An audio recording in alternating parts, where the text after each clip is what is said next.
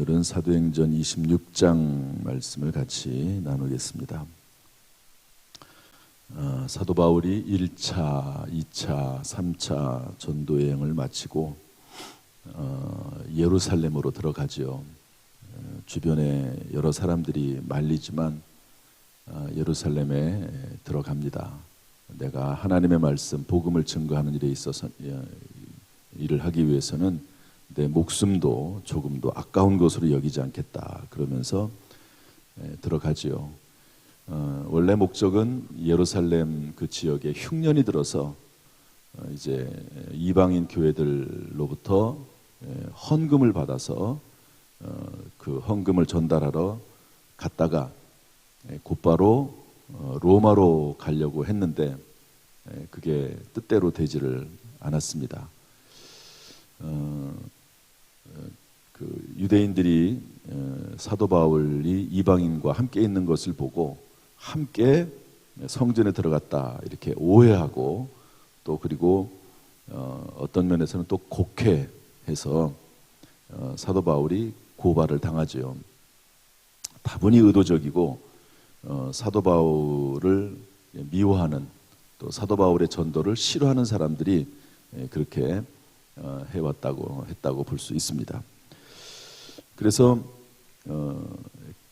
갇히게 되는데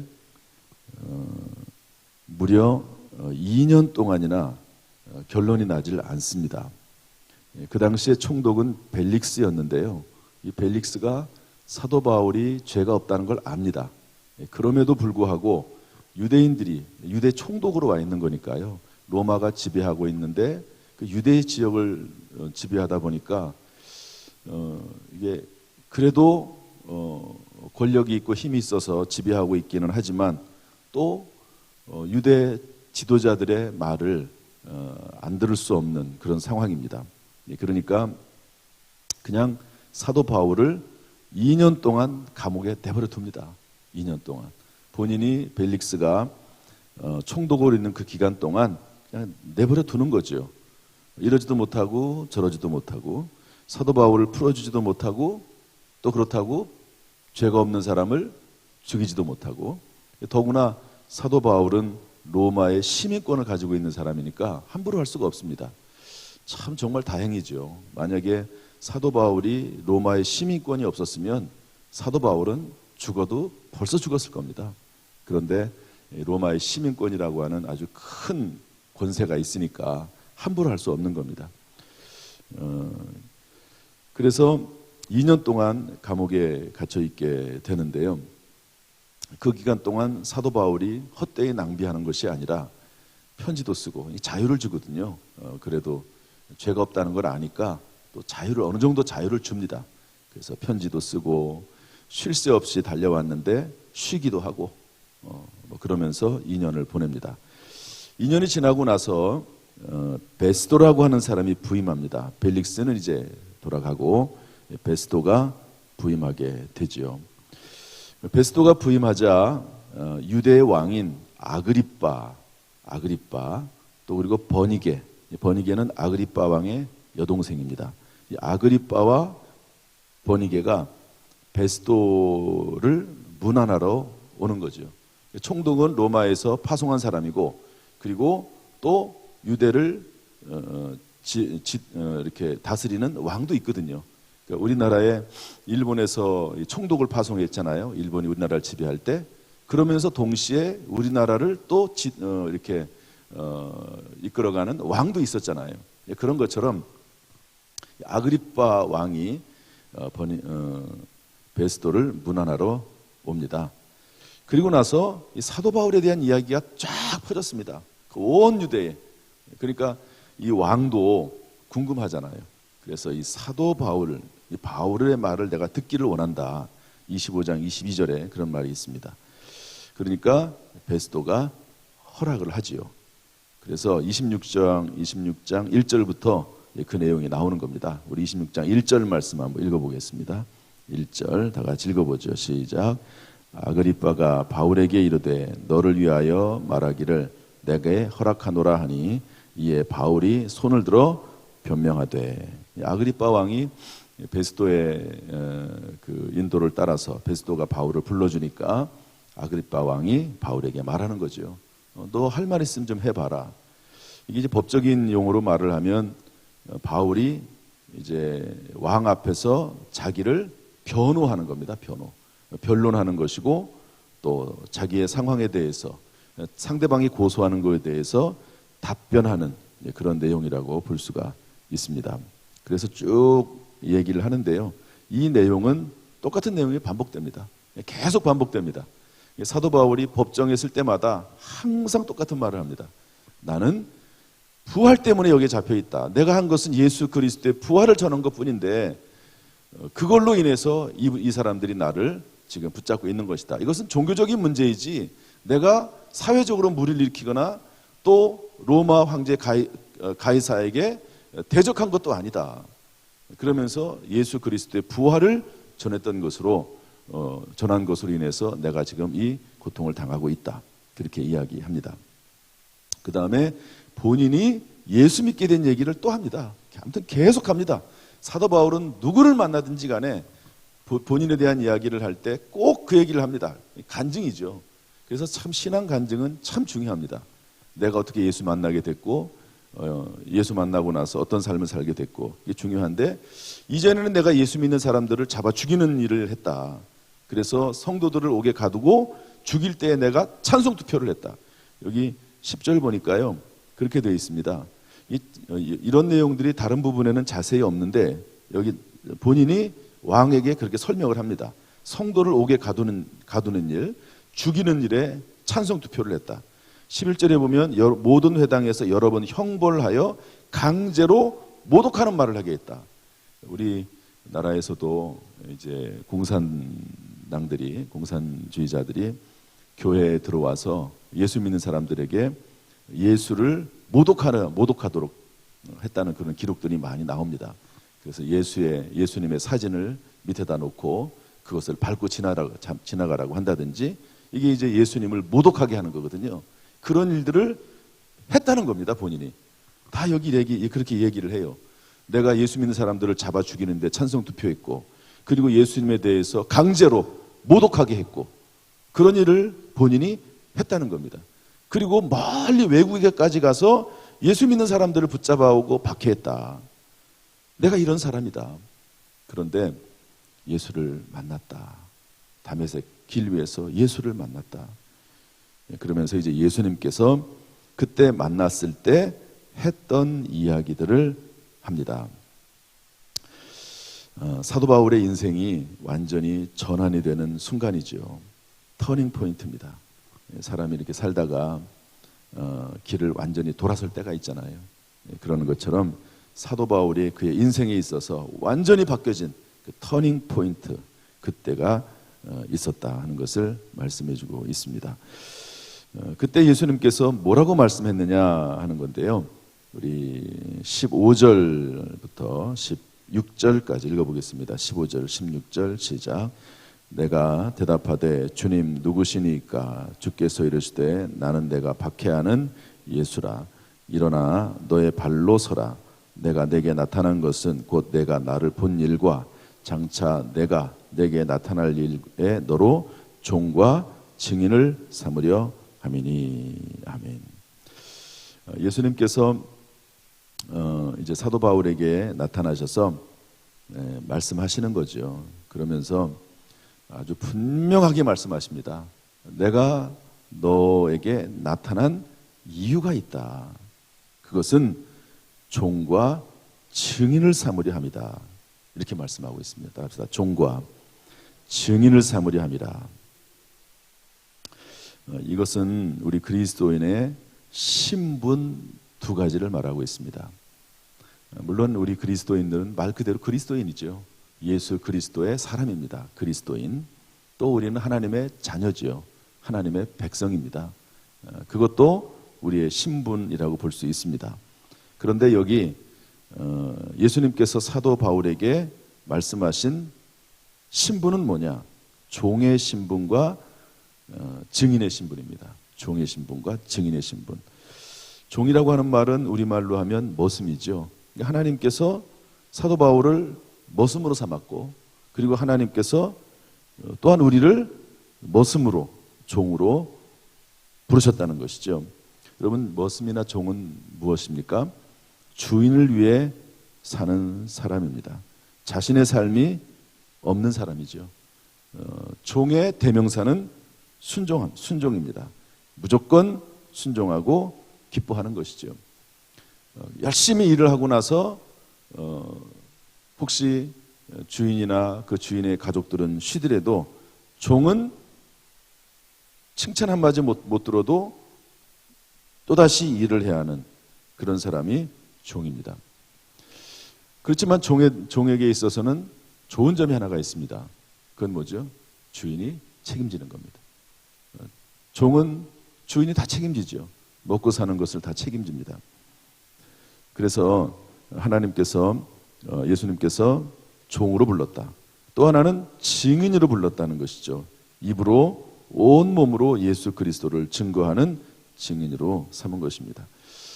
오늘 하나님께서 저와 여러분도 하나님의 종과 증인으로 삼으신 줄로 믿습니다. 사도 바울은 종이요, 우리는 하나님의 자녀요, 그건 아니죠.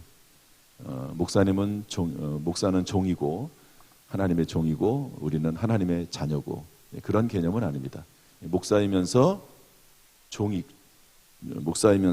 증인이고 종이고, 또 성도이면서 하나님의 종이고 하나님의 증인이라고 볼 수가 있습니다. 이러한 사명을 위해서 부르셨고요. 그래서 17절에 보니까 이스라엘과 이방인들에게서 내가 너를 구원하여 그들에게 보내겠다. 내가 증인으로 보내겠다. 그러면서 증인으로 보내서 믿지 않는 사람들로 하여금, 이방인들로 하여금, 불신자들로 하여금 이렇게 하게 하겠다라고 하는 정말 놀라운 그런 말씀을 우리에게 주십니다. 우리 18절 말씀을 다 같이 읽어보겠습니다. 18절 시작. 그 눈을 뜨게 하여 어둠에서 빛으로, 사탄의 권세에서 하나님께로 돌아오게 하고, 죄사함과 나를 믿어 거룩하게 된 무리 가운데에서 기업을 얻게 하리라 하더이다. 아멘. 이것은 구원의 세 가지 축복입니다. 사도 바울이 이방인들에게 가서 복음을 전하게 되죠. 그러면 그들 중에서 하나님께로 돌아오는 사람이 있게 됩니다. 구원의 세 가지 축복인데, 첫 번째 내용이 뭐냐면 어둠에서 빛으로, 또 사탄의 권세에서 하나님께로 돌아오는 겁니다. 한번 따라합시다. 어둠에서 빛으로. 다시 한번 어둠에서 빛으로. 어둠에서 빛으로 돌아오게 하는 것이 하나님의 계획이고 섭리이고, 또 예수 믿는 사람들은 어둠의 생활을 청산하고 이제 하나님께로 돌아오게 되는 것입니다. 미국의 유명한 신학자 라인홀드 니버라고 하는 분이 있습니다. 이분이 이런 말을 했습니다. 이 세상에는 빛의 자녀로 사는 사람이 있고 어둠의 자녀로 사는 사람이 있다. 우리가 살고 있는 이 당진도 마찬가지죠. 빛의 자녀로 살아가는 사람이 있고 어둠의 자녀로 살아가는 사람이 있습니다. 여러분, 저와 여러분은 예수 그리스도를 믿어 어둠에서 빛으로, 사탄의 권세 아래 있었던 존재에서 이제는 하나님께로 돌아와서 살아가는 정말 복된 존재가 된 줄로 믿습니다. 또한 두 번째로는 죄사함을 얻게 되는 거죠. 죄사함을. 여러분, 이렇게 예수 그리스도 안에서 우리는 모든 죄를 사함받고 완전히 복된 인생, 새로운 인생으로 변화가 된 줄로 믿습니다. 프랑스의 신학자인 피에르 아벨라르라고 하는 분이 이런 말을 했습니다. 예수 그리스도께서 오신 목적은, 성탄절의 목적은 우리의 죄를 용서하시고 하나님께 큰 영광을 돌리기 위함이다. 그랬습니다. 예수 그리스도 안에 모든 죄 용서가 있습니다. 예수님께서 우리의 죄를 대신해서 십자가에서 죽으시고, 누구든지 그리스도 예수를 믿는 사람은 예수 그리스도의 그 십자가의 은혜, 보혈의 은혜가 주어져서 죄 사함 받고, 그리고 하나님의 자녀로 영생을 얻은 사람으로 살아가게 되는 줄로 믿습니다. 세 번째로 어떤 축복이 있습니까? 어떤 은혜가 있습니까? 나를 믿어 거룩하게 된 무리 가운데서 기업을 얻게 하리라 그랬습니다. 그러니까 예수 그리스도를 믿고 어둠에서 빛으로 돌아오게 되고 죄사함을 받게 될 뿐만 아니라 하나님께서 우리에게 기업을 얻게 하신다고 말씀하고 있습니다. 그러니까 예수님께서 이 땅에 오신 것은 양으로 생명을 얻게 하고 더 풍성히 얻게 하심이라고 말씀하고 있는데, 여러분, 우리가 예수 그리스도 안에서 믿음 안에 거하면 모든 일이 합력하여 선을 이루고 그리고 하나님이 예비하신 풍성한 기업을 소유하게 될 줄로 믿습니다. 영국의 철학자인 조지 버클리는 이런 말을 했습니다. 예수 그리스도 안에 굳게 서 있는 그리스도인들은 하나님의 모든 권세와 복을 누릴 수가 있다. 가능성이 있는 거지요. 충분히 있는 겁니다. 어떤 경우에 그것을 누리지 못하는 경우도 있을 수도 있지만 그런 가능성이 우리에게는 있고 믿음 안에서 지혜와 능력으로 그런 것들을 소유할 수 있습니다. 네덜란드 신학자 앤드류 머레이는 이런 말을 했습니다. 하나님은 예수 그리스도를 통해서 우리에게 갑절의 복을 주신다 그랬습니다.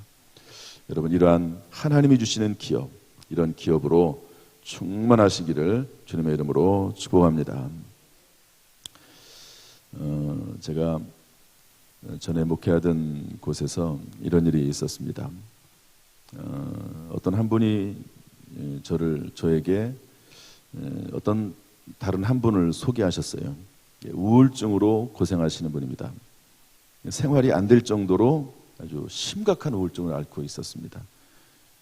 칫솔질도 못하고 웃지도 못하고 울지도 못하고 그 발을 질질 끌고 이렇게 걸어 다닐 정도로 그런 분이셨어요. 아주 급격히 그렇게 된 겁니다. 8개월 사이에 8개월 동안을 이제 그렇게 지내게 된 거죠. 그래서 하도 불쌍해서 데리고 왔습니다.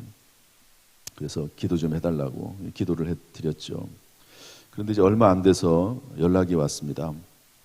다 낫다는 거예요. 그래서 아니 그래도 그렇지 그렇게 심하게 우울증으로 고생을 당한 분이 뭐 다 벌써 그렇게 낫나 그렇게 생각을 하고 있었죠. 그런데 그분이 찾아왔어요. 그 당시에 선물 하나를 들고 찾아왔습니다. 찾아와서 하는 말이 지금은 사회생활도 정상적으로 하고 하나님께서 사업을 주셔서 사업도 하고 있고 그러고 있다고 얘기를 하시더라고요. 그런데 이런 얘기를 하더라고요. 제가 어쨌든 목사님을 통해서 이렇게 기도를 받고 우울증에서 치료를 받았는데 교회는 이 교회를 못 나가겠습니다. 왜냐하면 저를 위해서 30년 동안 전도한 사람이 있습니다. 이분을 위해서 30년 동안 전도를 한 거예요. 30년 동안. 그러면 30년 동안 얼마나 기도를 많이 했겠습니까? 그러다가 이제 우울증에 걸렸고 아주 심한 우울증에 빠졌는데 하나님께서 어쨌든 저를 통해서 사용을 해서 기도받게 하시고 그리고 그분을 치료하시고 그리고 교회 나가도록 하는 마음을 스스로 교회 나오고자 하는 마음을 하나님께서 주신 것이죠. 이분을 봅시다. 예수 믿고 어떻게 됐습니까? 어둠에서 빛으로 가게 됐죠. 어둠에서 빛으로 간 겁니다. 그야말로 하나님께로 돌아가게 된 것이죠. 그리고 죄사함을 받았습니다. 죄사함을. 그리고 하나님께 사업도 주셨다고 그러더라고요. 그래서 기업을 얻어서, 물론 여기서 말하는 기업은 꼭 세상 사업을 말하는 것은 아닙니다. 그렇지만 하나님께서 이 땅에서 먹고 살 기업을 주시고 하늘나라에서 기업을 주시고 그리고 주의 나라 영광으로 해서 일할 그런 사명과 기업을 주시고 그런 일들을 하시는 것이죠. 이런 것들이 하나님의 은혜 안에서 또 특별히 누군가 정말 간절히 기도하는 그 기도를 통해서 이런 일들이 이루어집니다.